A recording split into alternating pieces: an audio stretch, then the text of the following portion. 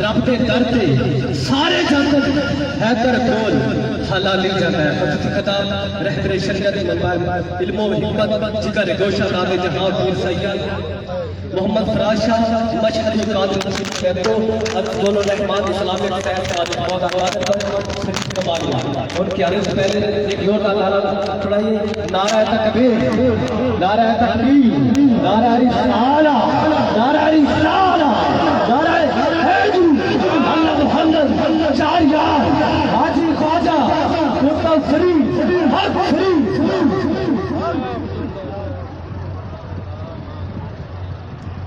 الحمدللہ الحمدللہ رب العالمین والعاقبۃ للمتقین والصلاة والسلام علی سید الانبیاء والمرسلین اما بعد فاعوذ باللہ من الشیطان الرجیم بسم اللہ الرحمن الرحیم ید اللہ فوق ایدیہم صدق اللہ العظیم و صدق رسول النبی الکریم الامین ونحن علی ذلک لمن الشاہدین والشاکرین والحمد للہ رب العالمین۔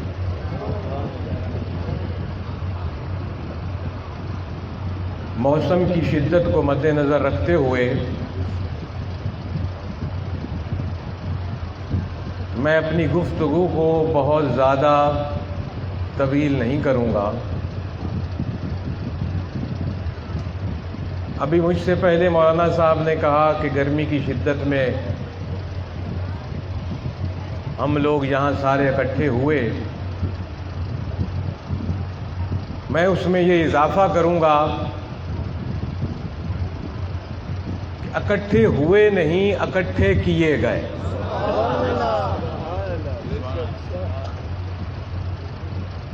یہ اللہ رب العزت اور اس کے حبیب کا چناؤ ہے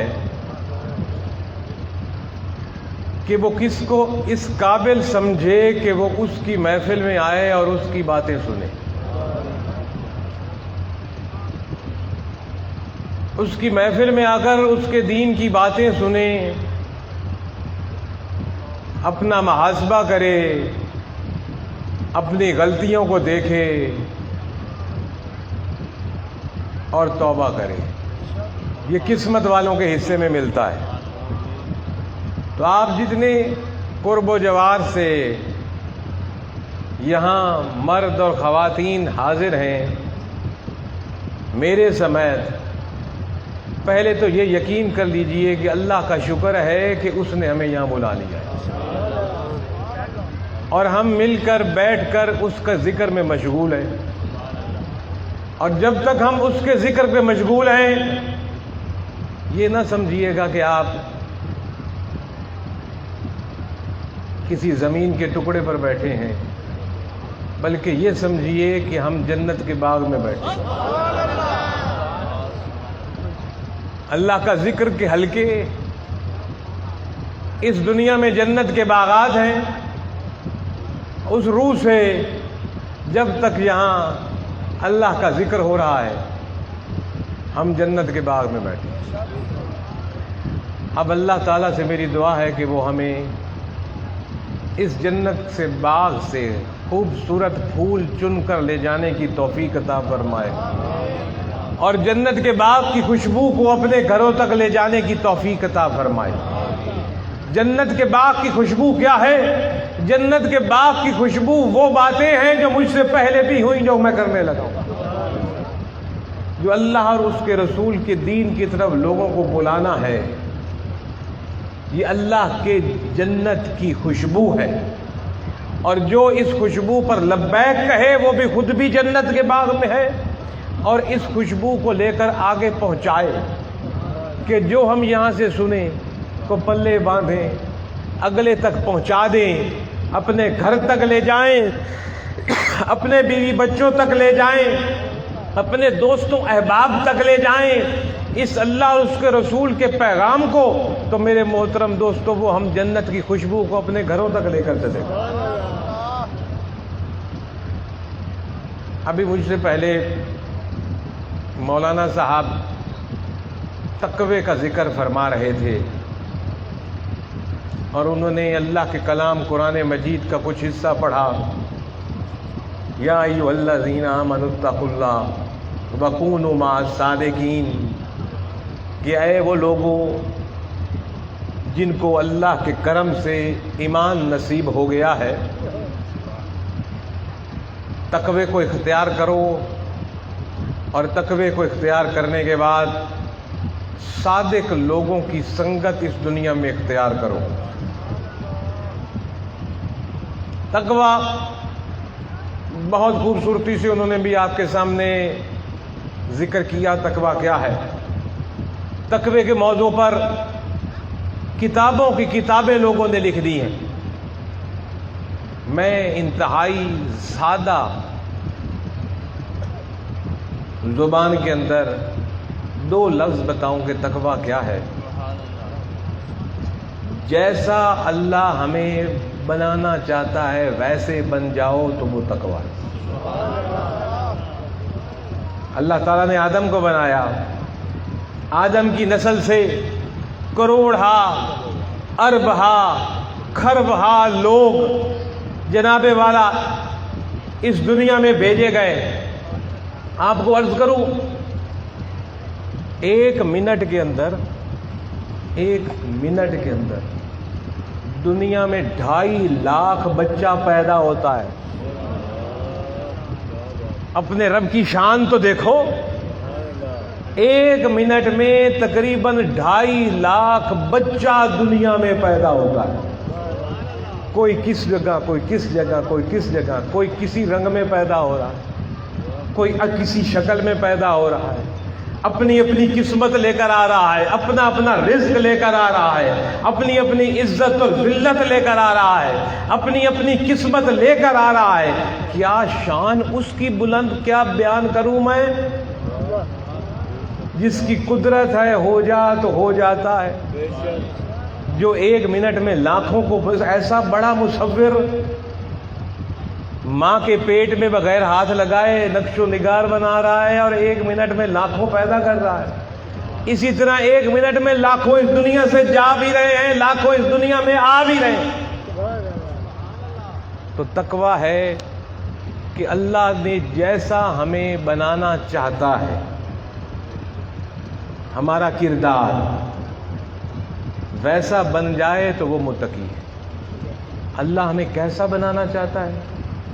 اس نے اس کے لیے 1,24,000 نبی بھیجے، 313 رسول بھیجے کہ ان کو دیکھو، یہ تمہیں طریقہ بتائیں گے اللہ کیسا بنانا چاہتا ہے. اور آج آؤ ہمیں محمد عربی محمد مصطفیٰ صلی اللہ علیہ وسلم کی زیارت کرو، آپ کا کردار دیکھو، حضور کا اٹھنا بیٹھنا دیکھو، حضور کا چلنا پھرنا دیکھو، حضور کا سونا دیکھو، حضور کا جاگنا دیکھو، حضور کی نماز پڑھنا دیکھو، حضور کا روزہ رکھنا دیکھو، حضور کی زکوٰۃ اور حج ادا کرتا دیکھو، حضور کس طرح کے شوہر تھے وہ دیکھو، حضور کس طرح کے بھائی تھے وہ دیکھو، حضور کس طرح کے باپ تھے وہ دیکھو، حضور کس طرح کے بیٹے تھے وہ دیکھو، حضور کس طرح کے حکمران تھے وہ دیکھو، حضور کس طرح کے جرنیل تھے وہ دیکھو، حضور کس طرح کے تاجر تھے وہ دیکھو، حضور کس طرح کے ذمہ دار تھے وہ دیکھو، حضور کس طرح کے ہمسائے تھے وہ دیکھو.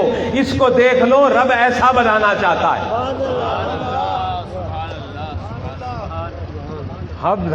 اللہ نے اپنے حبیب کا کردار جیسا بنایا، اور قرآن میں فرمایا وَإِنَّكَ لَعَلَىٰ خُلُقٍ عَظِيمٍ، کہ اے حبیب میرے رب کے نزدیک جو اتنا عظیم رب ہے کہ جو 1 منٹ میں لاکھوں کو پیدا کر رہا ہے اور لاکھوں کو اس دنیا سے لے جا رہا ہے، جو اتنا عظیم رب ہے کہ مشرق سے سورج کو نکالتا ہے اور مغرب میں غروب کرتا ہے، جو اتنا عظیم رب ہے کہ آسمان سے پانی تیرے لیے برساتا ہے، جو اتنا عظیم رب ہے کہ زمین سے تمہارے لیے اناج سبزی اور پھل اگاتا ہے، جو اتنا عظیم رب ہے کہ جانوروں کے پیٹ سے تیرے لیے میٹھا اور سفید دودھ نکالتا ہے، جو اتنا عظیم رب ہے کہ ماں کے پیٹ میں تجھے خوراک دی، جو اتنا عظیم رب ہے کہ ماں کے پیٹ میں تیرے نقش و نگار بنائے، جو اتنا عظیم رب ہے کہ مردہ انڈے سے بھاگتا ہوا چوچا نکالتا ہے، جو اتنا عظیم رب ہے کہ اس انڈے کے اندر سوراخ بھی نہیں پھر بھی بھاگتا ہوا چوچا نکلتا ہے، کہاں سے سانس لے کر وہ پی رہا تھا اس میں، جو اتنا عظیم رب ہے کہ وہ کہتا ہے تو ہو جا، وہ سوچتا ہے تو ہو جا، جو کسی کام کے کرنے میں کسی کا محتاج نہیں، کسی کے مشورے لینے میں کسی کی مشاورت کا محتاج نہیں، تو اتنا عظیم رب ہے اگر وہ کہہ دے وَإِنَّكَ لَعَلَىٰ خُلُقٍ عَظِيمٍ، جو اتنی عظمت والا رب کسی کے کردار کے بارے میں کہہ دے کہ تیرا کردار بڑا عظیم ہے تو کیا کردار ہوگا وہ؟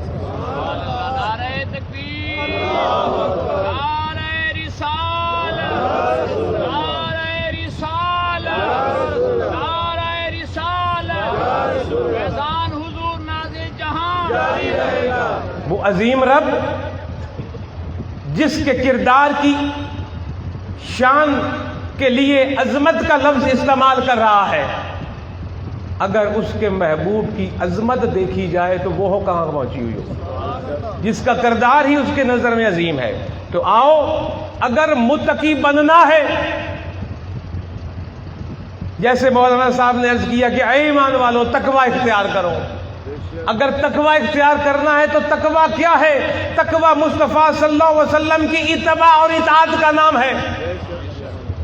جس نے رسول اللہ کی اطاعت کر لی اس نے اللہ کی اطاعت کر لی، جس نے رسول اللہ کی اتباع کر لی، پیروی کر لی، اس نے تقوی اختیار کر لیا اور وہ متقی بن گیا۔ جو متقی بن گیا اس کی شان کیا ہے؟ ان اکرمکم عند اللہ اتقاکم، اللہ رب العزت نے فرمایا میرے رب کی نظر میں عزت والا صرف تقوی رکھنے والا ہے۔ کوئی سونے کے برتنوں میں بھی کھا رہا ہو، سونوں کے محل میں رہتا ہو، کروڑوں کی گاڑیوں پر چڑھتا ہو، اس کے پہرے کے لیے ہزاروں لوگ سیکورٹی اور پروٹوکول فراہم کرتے ہوں، پولیس اور فوج اس کو سلوٹ مارتی ہو، لیکن محمد کریم کا غلام نہیں، اطاعت مصطفیٰ اور اتباع مصطفیٰ نہیں، وہ عزت کیا، وہ تو ٹکے کے قابل بھی نہیں ہے۔ لیکن اگر کوئی رسول اللہ کی اتباع کرتا ہے، حضور کی پیروی کرتا ہے اور متقیوں کی جماعت میں آ جاتا ہے، رب فرماتا ہے چاہے وہ صف پہ بیٹھا ہو، روکھی سوکھی کھا رہا ہو، پھٹے پرانے کپڑوں میں بھی ہو، پھر بھی اس کی ایک نگاہ یہاں اور ایک نگاہ عرش پر، اور وہ ان اکرمکم عند اللہ اتقاکم، رب کی نظر میں عزت والا وہ ہے جو رسول اللہ کی اطاعت کرے، جو رسول اللہ کی اتباع اور پیروی کرے۔ یہ ہے میرے دوستو تقوی کا مختصر سا بیان کہ رسول اللہ کی اطاعت، حضور کی اتباع اور پیروی جو اختیار کر لے وہ تقوی میں آ جائے گا۔ حضور کی اتباع کیا ہے؟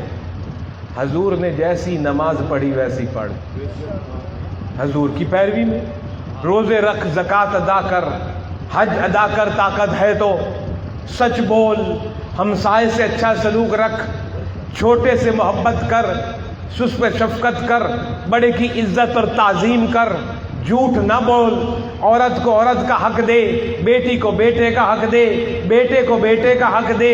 اللہ نے جس رشتے کو جس مقام پر رکھا ہے اس کو اس مقام پر رکھ، باپ کو باپ رکھ، بیوی کو بیوی رکھ، بیٹے کو بیٹا رکھ، بیٹی کو بیٹا رکھ، بیٹی رکھ، ہمسائے کو ہمسایہ رکھ۔ جس طرح رسول اللہ نے تجارت اور کاروبار کیے تو بھی تجارت اور کاروبار ویسے کر، جیسے حضور نے سیاست کی تو بھی ویسی سیاست کرنے کی کوشش کر، جیسے حضور نے جرنیلی کی تو بھی جرنیلی کر اگر اللہ موقع دے، جیسے حضور نے ججی کی اگر اللہ تجھے جج بننے کا موقع دے تو بھی ویسی عدالت سجا۔ جس زندگی کے شعبے میں تو جا، پیروی اور اتباع صرف مصطفیٰ کریم کی رکھ۔ حل تو چلا رہا ہو مصطفیٰ کی اتباع میں تو تقوی ہے، دکان پر بیٹھا حلال کما رہا ہے تو رسول اللہ کی اتباع اور پیروی میں ہے۔ اپنے بچوں کے منہ میں حلال کا لقمہ تو ڈال رہا ہے، تو رسول اللہ کی اتباع اور پیروی میں ہے، تو متقی ہے، تو سچ بول رہا ہے، تو تقوی اور متقی ہے، تو نماز کی ادا کر رہا ہے، متقی ہے، تو بھوکے کو کھانا کھلا رہا ہے، بیمار کی بیمار کرسی جا کر پوچھنے کے لیے، کسی بیمار کو پوچھنے کے لیے چلا جا، وہ بھی رسول اللہ کی اتباع اور پیروی ہے، کسی سے میٹھا بول دینا رسول اللہ کی اتباع ہے، کسی بھوکے کو ایک لقمہ کھلا دینا، کسی کو ایک گھونٹ پانی پلا دینا، کسی کی کسی طرح سے مدد کر دینا، یہ نہیں تو کم از کم دوسرے اپنے بھائی سے یہ پوچھ لینا او کی حال ہے، یہ بھی اتباع مصطفیٰ ہے، یہ بھی پیروی مصطفیٰ ہے، یہ بھی صدقہ ہے، یہ بھی نیکی ہے، اور یہ بھی متقی کا کام ہے۔ تو بات ختم ہوئی، متقی اور تقوی یہ ہے، متقی بننا اور تقوی اختیار کرنا یہ ہے کہ اللہ کے حبیب کا کردار اختیار کرنا، رسول کی اتباع کرنا، رسول اللہ کی پیروی کرنا، یہی تقوی ہے، اس کے علاوہ اور کوئی تقوی نہیں ہے۔ تو اللہ نے فرمایا تقوی اختیار کر، مطلب میرے حبیب کی اتباع اور پیروی اختیار کر، اور پھر فرمایا صرف خود ہی اختیار نہ کر، ایسے دنیا میں لوگوں کو دیکھ جو صادق ہیں۔ اگر صادقوں کی سنگت میں نہ گیا نا تو اپنا تقوی ایک دن بھول بیٹھے گا۔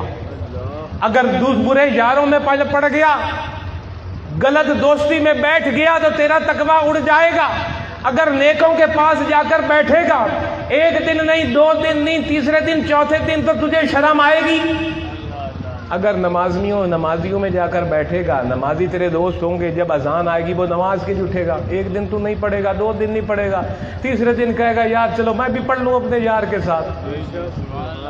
سچے کے ساتھ بیٹھے گا، حلال کھانے والے کے ساتھ بیٹھے گا، نیک ارادے سوچے رکھنے والے کے ساتھ بیٹھے گا، تیرے ارادے اور سوچیں اور نیکیاں بھی نیک ہوتی چلی جائیں گی۔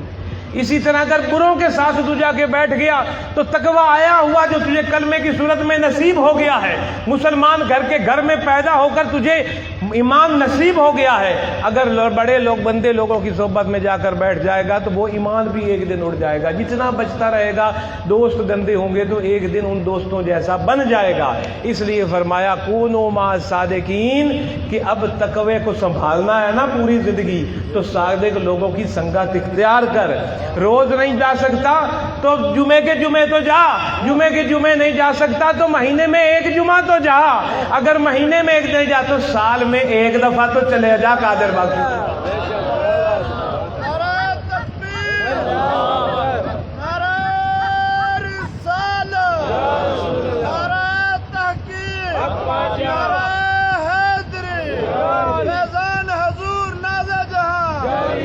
جس کی نسبت جس بھی کسی نیک بندے کے ساتھ ہے، جس بھی سلسلے میں ہے، اپنا تعلق اس مضبوط رکھو سلسلے کے ساتھ، اپنے مرشد کے ساتھ، کیونکہ آنا جانا ان صادقین کے ساتھ قائم رکھو۔ یہ دلوں کا زنگ اتار دیتے ہیں، جو ہمارے اوپر دلوں پر زنگ چڑھ جاتا ہے دنیا کا، مال کی محبت کا، اولاد کی محبت کا، کاروباروں کی محبت کا، جب تو جائے گا ان کی محفل میں بیٹھے گا، مجلس میں بیٹھے گا، ان کے مزار پر حاضری دے گا، ان کے قبر انور پر حاضری دے گا، وہ تیرے دلوں کا زنگ اتاریں گے، لہذا آتا جاتا رہے تاکہ دلوں کا زنگ اترتا رہے۔ اس لیے فرمایا وَكُونُوا مَعَ الصَّادِقِينَ۔ تو یہ میں نے تھوڑا سا مختصر عرض کر دیا، جو موضوع مولانا صاحب نے شروع کیا تھا اس کو، کہ وہ کمی وقت کی وجہ سے مکمل نہیں کر سکے، کیونکہ موسم کی شدت کی وجہ سے میں نے بھی اس کے بعد بولنا چاہا تھا، اور ہم لوگوں نے پھر گھر بھی جانا ہے، تو میں نے اس کی تھوڑی سی وضاحت کر دی۔ اب میں اپنے اس قرآن کے الفاظ پر آتا ہوں جو میں نے خطبے کے اندر آپ کے سامنے پڑھے۔ ید اللہ فوق ایدیہم،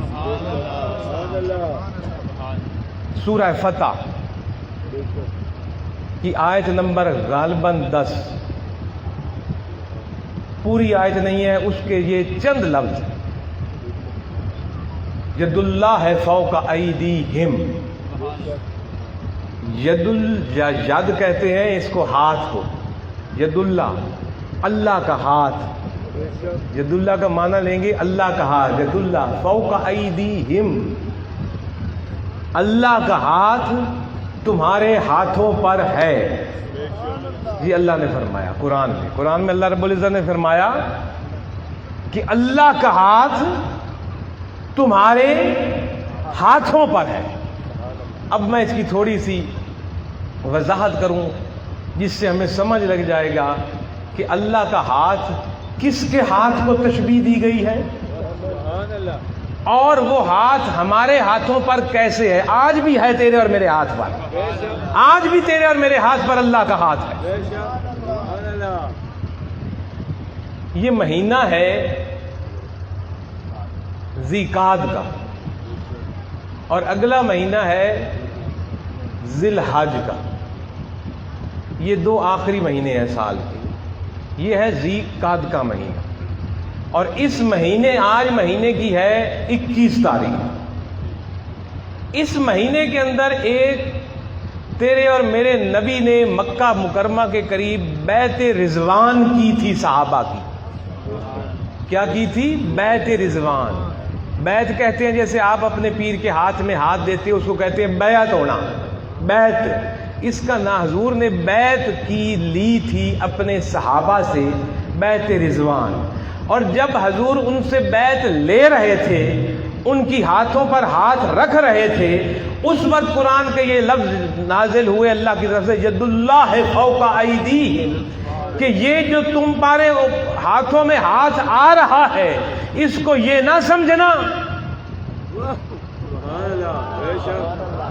کہ کوئی غیر ہے. ید اللہ فوق ایدیہم, یہ اللہ کا ہاتھ ہے. مطلب حضور کے ہاتھ کو, حضور اللہ نہیں ہے لیکن حضور اللہ سے جدا بھی نہیں. تو اللہ نے اب, کیونکہ اللہ تو جسم سے پاک ہے, وہ تو نور ہے, ہر جگہ پر ہے, ہر شے میں ہے, ہر جگہ پر رب ہی کا تو جلوہ ہے. تیرے میرے اندر بھی تو رب ہی کا جلوہ ہے. سورج چاند ستارے ادھر دیکھو رب بھی تو رب ہے, یہ مائکروفون بھی تو اللہ ہی کا جلوہ ہے.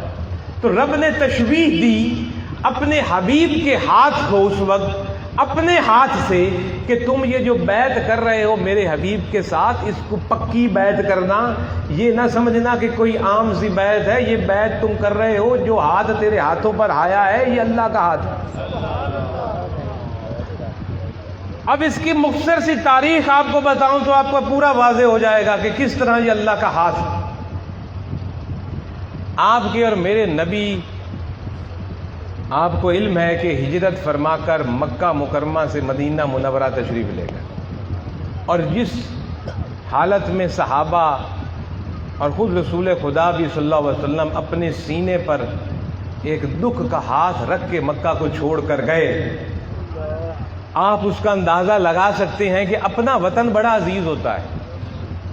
چاہے آپ امریکہ میں, یورپ, آسٹریلیا, جہاں عرب, جہاں بھی بس جاؤ نہ جا کے, یہ جو اپنے وطن کے گلیاں, محلے, لوگ, در و دیوار ہوتے ہیں, ان کے ساتھ ایک خاص انس ہوتا ہے بندے کو. جہاں اس کا بچپن گزرا ہو, جہاں جوانی گزری ہو, وہ دنیا میں کہیں بھی جا کر آباد ہو جائے, اس کا ایک تعلق اور کشش اپنے آبائی محلے, آبائی شہر, آبائی گاؤں, آبائی دھرتی سے رہتی ہے.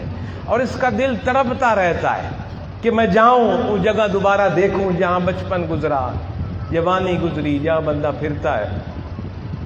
تو رسول اللہ صلی اللہ علیہ وسلم اور آپ کے صحاب بھی اذیتوں اور تکلیفوں اور دکھوں سے جو ان کو کہ مکے میں ملے, ان سے چھپتے چھپاتے مدینہ طیبہ تشریف لے گئے. لیکن مکہ کی تڑپ رسول خدا سمیت ہر صحابی کے دل میں رہی. حضور خود فرمایا کرتے تھے کہ مکہ تو مجھے پوری دنیا سے سب سے زیادہ پیارا اور عزیز ہے. آپ مکہ شہر کے بارے میں فرمایا کرتے تھے. یہ مکے اور مدینے کا نا مقابلہ نہیں کیا جا سکتا. یہ جو لوگ مقابلے کرتے ہیں نا, یہ مقابلے نہیں ہوتے بھائی. وہ دونوں شہری قابل احترام اور قابل عزت ہیں, مقابلے نہیں ہوتے ان کے ساتھ. دونوں ہی افضل اور اعلیٰ ہیں اور ایک سے ایک بڑھ کر. دونوں کو ہی نسبت اللہ کے حبیب سے ہے, دونوں ہی کو نسبت اللہ کے رسول سے ہے. اگر وہاں نماز پڑھنے کا ثواب 1 لاکھ ہے, وہاں نماز پڑھنے کا ثواب 50,000 ہے, تو نسبت رسول کے صدقے ہی سب کچھ ہے.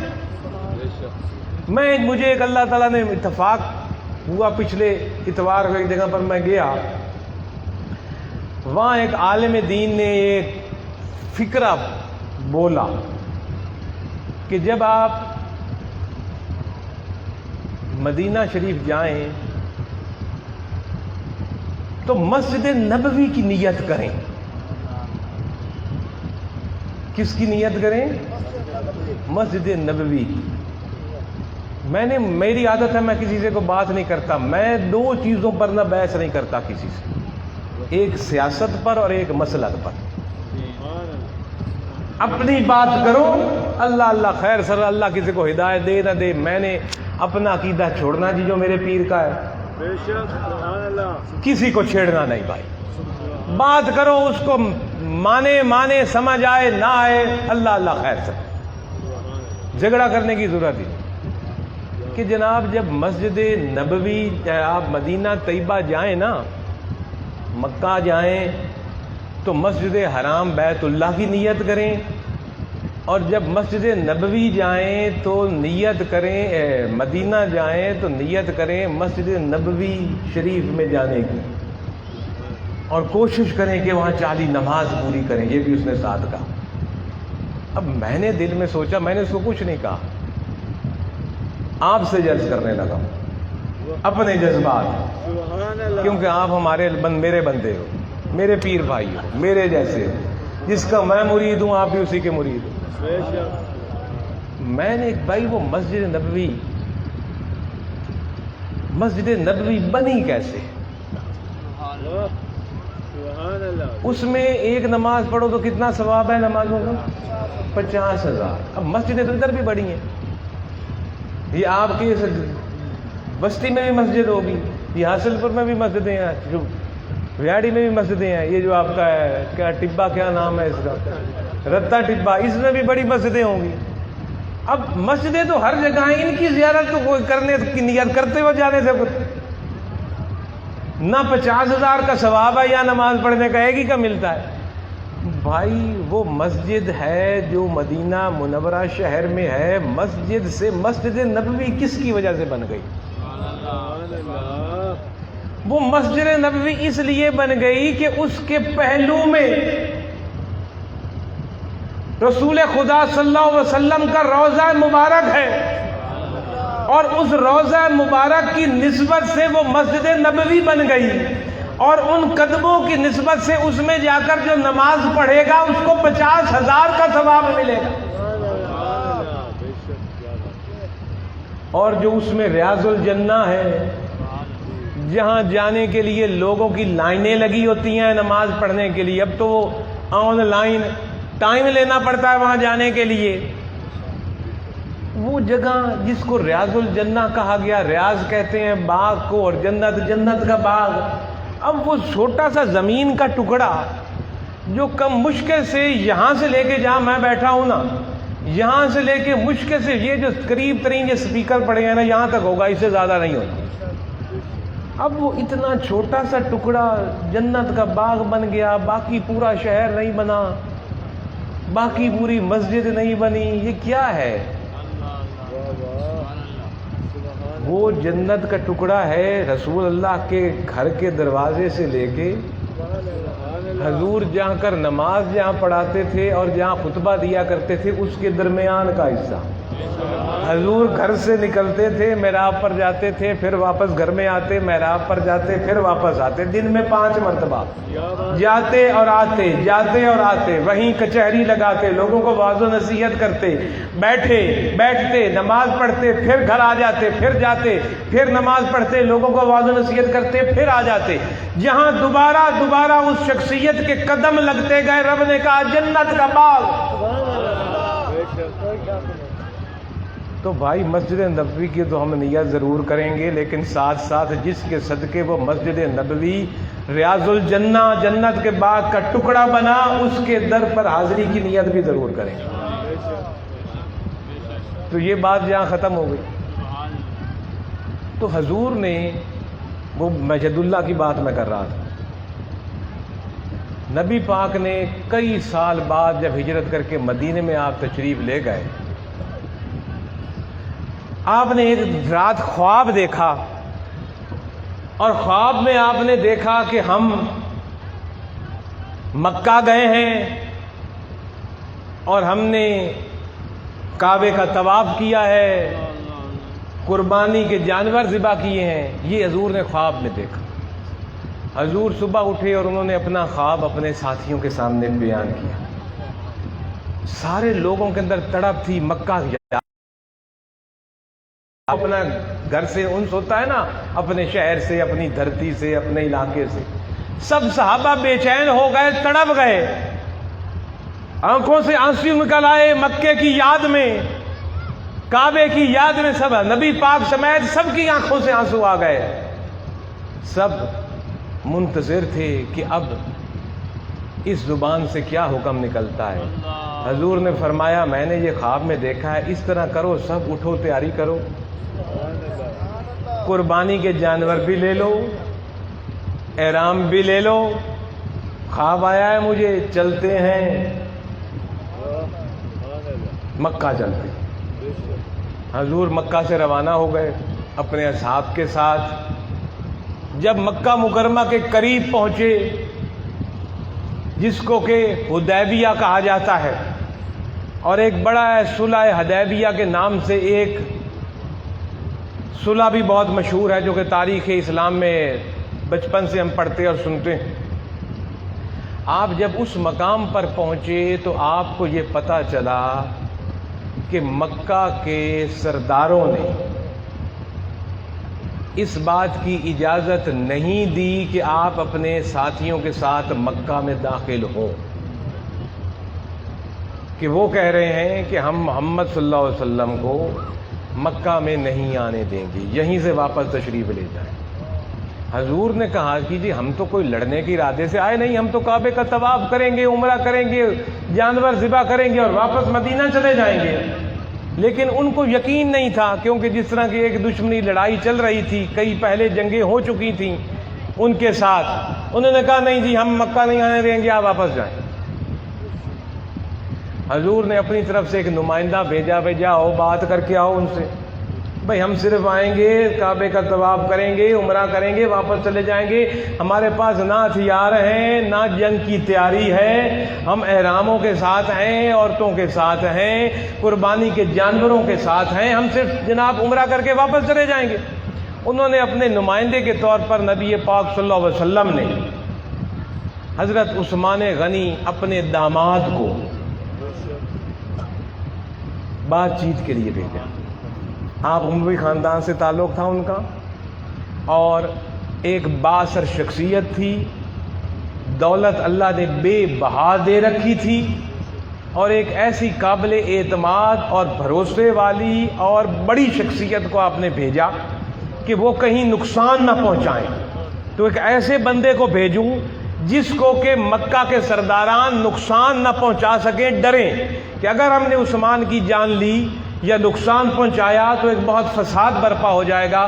آپ نے ان کو اپنا نمائندہ بنا کر بھیجا. وہ گئے حضور کا نمائندہ بن کے ان کو پیغام دیا، بھائی دیکھو حضور فرما رہے ہیں کہ ہم صرف عمرہ کریں گے، کعبے کا طواف کریں گے، واپس چلے جائیں گے، کوئی لڑائی جھگڑا نہیں چاہتے، ہمیں کعبے کا طواف کرنے دیں. انہوں نے صاف جس طرح کہتے ہیں نا کہ چٹا جواب، انہوں نے کہا جناب یہ ہو ہی نہیں سکتا کہ ہم محمد بن عبداللہ کو، محمد رسول اللہ تو وہ کہتے نہیں تھے، پھر لڑائی ختم ہو گئی صلی اللہ علیہ وسلم، کہ ہم محمد بن عبداللہ کو مکے میں آنے دیں، کعبے کا طواف کرنے دیں. ہماری سرداری بک گئی، لڑائی بک گئی، جھگڑا ہی سی بات کا، ہم نے نہیں آنے دیتے، جاؤ واپس مدینہ جاؤ. انہوں نے بڑا زور لگایا، پورا ایگریمنٹ کرنے کی کوشش کی، نہیں مانے کسی بات پر. ایک سردار اٹھا، اس نے کہا عثمان تم آ گئے ہو، تم نے احرام باندھا ہوا ہے، تمہارے خاندانی وجاہت کو دیکھتے ہوئے تم اب جب شہر میں آ ہی گئے ہو تو تم عمرہ کر لو، عمرہ کر لو، کعبے کا طواف کر لو اور جاؤ. ہم ان کو بتا دو ہم محمد بن عبداللہ صلی اللہ علیہ وسلم کو نہیں آنے دیتے کعبے میں، نہ طواف کرنے دیں گے، نہ عمرہ کرنے دیں گے. عثمان غنی نے کہا ٹھیک ہے بھی میں جاتا ہوں واپس. اور چلتے چلتے انہوں نے کہا کہ آپ لوگوں کی بہت مہربانی کہ آپ لوگوں نے مجھے اجازت دی کہ کعبے کا طواف کر لو، عمرہ کر لو اور واپس چلا جاؤ، لیکن میں عثمان، تم سمجھتے ہو کہ میرا پیر مکے سے باہر بیٹھا ہو، اس میں مکے میں آنے نہ دو اس کو، اور مجھ مرید کو کہو کہ کعبے کا طواف کر لے، اور میرے لیے تو یہ کعبہ بنے گا تب جب آگے میرا پیر ہوگا، اور اس کی اتباع میں اور اس کی پیروی میں چکر لگاؤں گا کعبے کا۔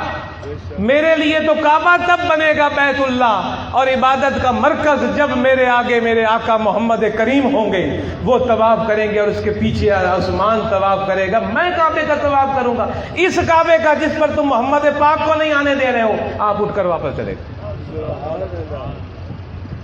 آپ کو جب وہاں بات چیت کرتے کوئی ٹائم لگ گیا نا کافی، تو ایک افواہ دوڑی پھیلی کہ جی مکہ کے سرداروں نے